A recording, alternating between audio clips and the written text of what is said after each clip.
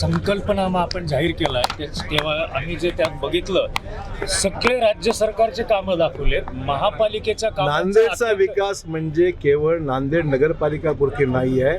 नांदेडचा समग्र विकास करायचा असेल, सर्वांगीण विकास करायचा असेल तर लोकल बॉडी, राज्य सरकार, केंद्र सरकार आणि बऱ्याचशा नागरी सुविधा सुद्धा निर्माण करण्याकरता केंद्र आणि राज्य सरकार सुद्धा पैसा त्याच्यामध्ये येतो ना. हा काय फक्त महापालिकेचा पैसा नाही आहे. Government of Maharashtra, government of India त्या सगळ्यांच्या मदतीनेच नांदेड शहर झाले आतापर्यंत. त्याच्यामुळे नांदेडच्या शहराच्या त्या विकासाची होत्या पण ते अंतर्भूत आहे त्याच्यामध्ये. पण शहराचा विकास करताना लोकांना मुख्य रस्त्याची, ट्रॅफिकची समस्या आहे, पार्किंगची समस्या आहे, त्याच्यामध्ये केवळ एकेका ओळीचा उल्लेख. अजून काय केलं पाहिजे? ट्रॅफिक आहे म्हणजे आहे करायचं आपल्याला.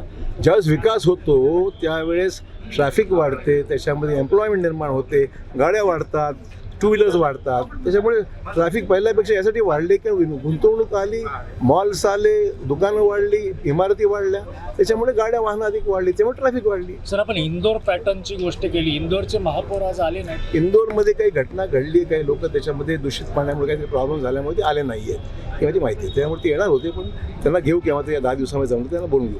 नांदेड शहरामध्ये CCTVचा गेल्या अनेक वर्षाचा प्रश्न आहे आणि त्याच्यामुळे गुन्हेगारीवर सुद्धा नियंत्रण येऊ शकते. हा CCTV नांदेडमध्ये मी सुरुवातीला नांदेडमध्ये काही प्रमाणामध्ये आणले, ते कार्यरत होते.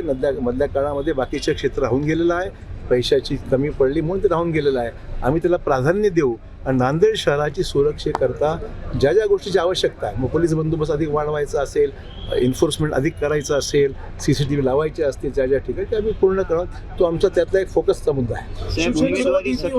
उमेदवारी अर्ज दाखल केलेला आहे पण बरेचसे निष्ठावंतांनी जे आहे ते आपलं नाराजी बोलून असं काही नाहीये. त्याच्यामध्ये आमची यादी तुम्ही जर बारकाईने अभ्यास केलाच नाही, तुम्ही अडचण तीच आहे तर अभ्यास करा.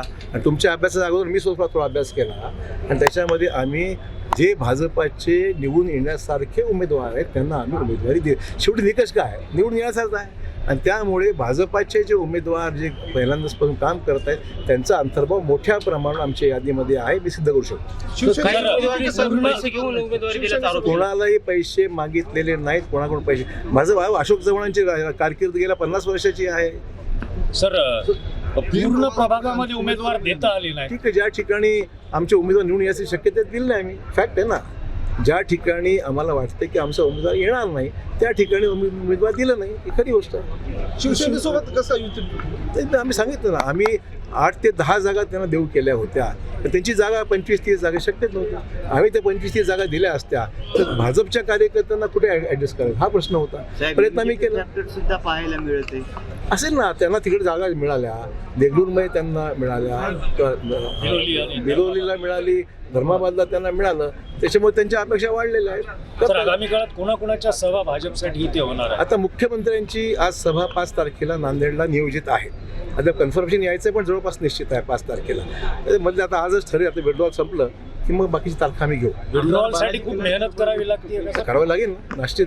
काही त्याच्यामध्ये आमचे सहकारी आहेत, त्यांना विनंती करणार, समजून सांगणार, हा प्रयत्न आम्ही करू. तर आपण भाषणात उल्लेख केलात की मला फक्त 81 तिकीट द्यायची होती, मी 500 दिली असते पण जागा तेवढ्या होत्या.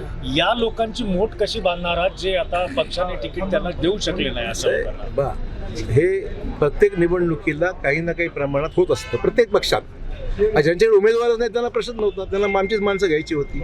त्यामुळे ज्या पक्षामध्ये खूप मागणी आहे, अर्थच असा आहे की राज्यामध्ये नगरपालिकेच्या निवडणुकीचे निकाल जे लागलेले आहेत ते भाजपला अनुकूल आहेत.